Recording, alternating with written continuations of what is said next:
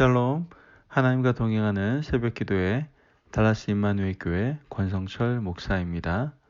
오늘도 하나님과 동행하며 풍성함을 누리시는 저와 여러분이 되시길 기도합니다.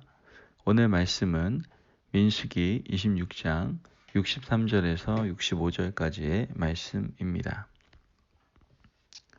이는 모세와 제사장 엘르아살이 계수한 자라. 그들이 여리고 맞은편 요단가 모압 평지에서 이스라엘 자손을 계수한 중에는 모세와 제사장 아론이 시내 광야에서 계수한 이스라엘 자손은 한 사람도 들지 못하였으니 이는 여호와께서 그들에게 대하여 말씀하시기를 그들이 반드시 광야에서 죽으리라 하셨음이라. 이러므로 여분네의 아들 갈렙과 눈의 아들 여호수아 외에는 한 사람도 남지 아니하였더라. 아멘. 하나님의 말씀입니다. 우리는 역사의 기록을 아주 중요하게 생각하죠. 우리 조국 대한민국의 역사, 또 우리 인생의 역사, 모든 역사에게는 우리에게 과거와 현재와 미래를 생각할 수 있게 하기 때문에 중요하다라고 생각해 볼 수 있습니다. 다시 한번 말씀드리면 하나님께 주신 성경, 그리고 우리가 살아온 이 땅에서의 그 세계 역사의 기록들, 또 우리의 과거를 통해서 오늘을 살아갈 지혜를 얻고 또 미래를 대비할 지혜, 마음과 힘을 얻기 때문에 역사가 중요하다라고 생각해 볼 수 있는 것이죠. 오늘 하나님의 말씀은 우리가 어떤 마음으로 역사를 대해야 되는가에 대해서 교훈해 주고 있음을 알 수가 있게 됩니다. 오늘 읽은 말씀은 민수기 두 번째 인구조사에 대한 내용이에요. 민수기에는 두 번의 인구조사가 나오죠. 1장에서 한 번, 26장에서 한 번 이렇게 두 번 나옵니다. 본문을 읽어보면 각 지파별로 누구의 자손, 누구의 조상, 누구를 조상으로 하는 누구의 집안은 몇 명이고 이스라엘 백성의 총 계수는 몇 명이었다는 굉장히 좀 지루하고 좀 의미가 없다라고 생각하는 그런 글들이 나열되는 걸 보게 되죠. 사실 이러한 그 인구조사라든지 족보에 대한 말씀이 나오면 성경이 있는데 굉장히 큰 어려움을 당하게 되는 걸 보게 됩니다.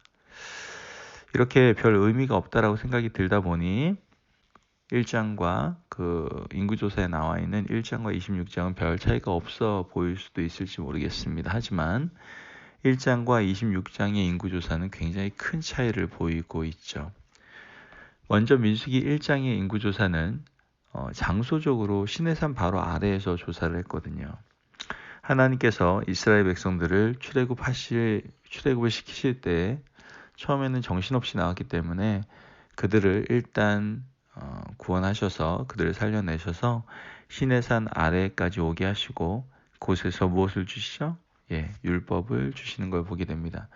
십계명과 또 레위기 율법을 주시고 성막도 짓게 하시죠. 성막이 완성되자마자 가나안 땅에 들어갈 인구를 세라고 계수하라고 말씀하시고 만 20세 이상으로 전쟁에 나가서 승리할 수 있는 힘을 가진 그러한 사람들의 수를 세게 계수하도록 하십니다. 지파별로 대열을 갖추어서 그리고 전진을 하게 하시죠. 민수기 1장에서 조사한 인구조사는 가나안 땅에 들어가기 위한 출애굽 1세대들을 위한 인구조사였다라는 것을 우리는 알 수가 있게 됩니다. 하나님의 원래 마음은 출애굽 1세대들을 그대로 가나안 땅으로 인도하는 것이었죠. 그러나 민수기 13장과 14장을 거치면서 정탐꾼 사건을 통해 진노하신 하나님이 여호수아와 갈렙을 제외한 어느 누구도 가나안 땅에 들어가는 것을 허락하지 않게 되는 것을 보게 됩니다. 40년을 방황하는 그러한 동안에 광야에서 태어난 사람들, 즉 출애굽 2세대들이 가나안 입성의 주인공들이 되죠. 그들은 홍해를 건너지 못했고 또 출애굽할 때 10가지 재앙을 경험하지 못한 사람들이었습니다. 고생스러운 광야에서 태어난 사람들이었죠. 출애굽 1세대들의 자손들입니다. 이제 그들이 가나안 땅에 들어가게 된다라는 것이죠. 오늘 본문 26장 63절에서 65절까지의 말씀을 다시 한번 읽어드리면 이는 모세와 제사장 엘르아살이 계수한 자라. 그들이 여리고 맞은편 요단가 모압 평지에서 이스라엘 자손을 계수한 중에는 모세와 제사장 아론이 시내 광야에서 계수한 이스라엘 자손은 한 사람도 들지 못하였으니 이는 여호와께서 그들에게 대하여 말씀하시기를 그들이 반드시 광야에서 죽으리라 하셨음이라. 아멘. 하나님께서 출애굽 1세대들은 민수기 26장의 인구조사에서 여호수아와 갈렙을 제외하고는 단 한 사람도 들지 못하게 하시는 걸 보게 되죠.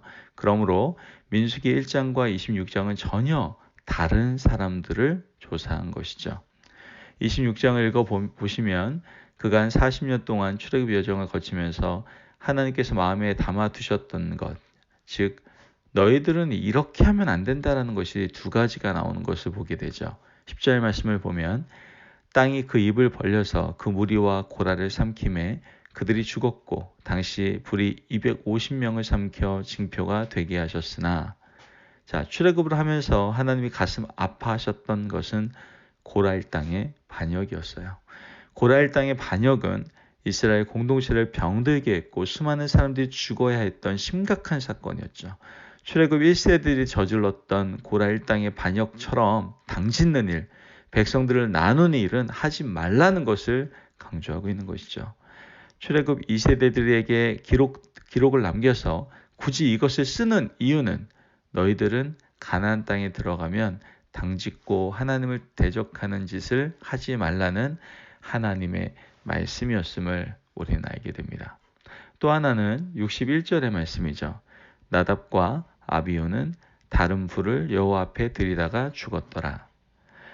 제사장 아론의 자손 중에 나답과 아비후는 다른 불, 즉 하나님이 정한 불로 분향하지 않고 다른 불을 들이다가 죽었습니다.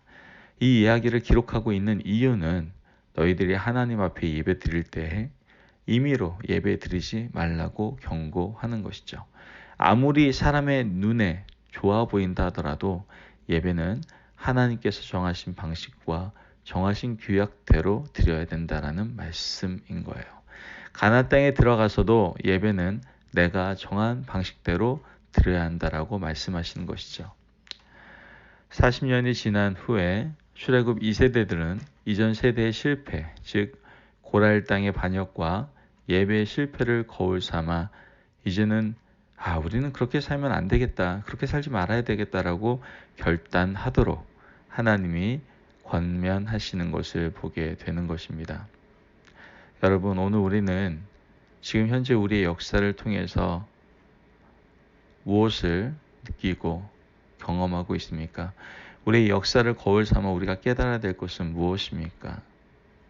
지금도 우리 조국 대한민국은 남과 북으로 갈라져서 대치 국면에 있는 역사를 가지고 있습니다.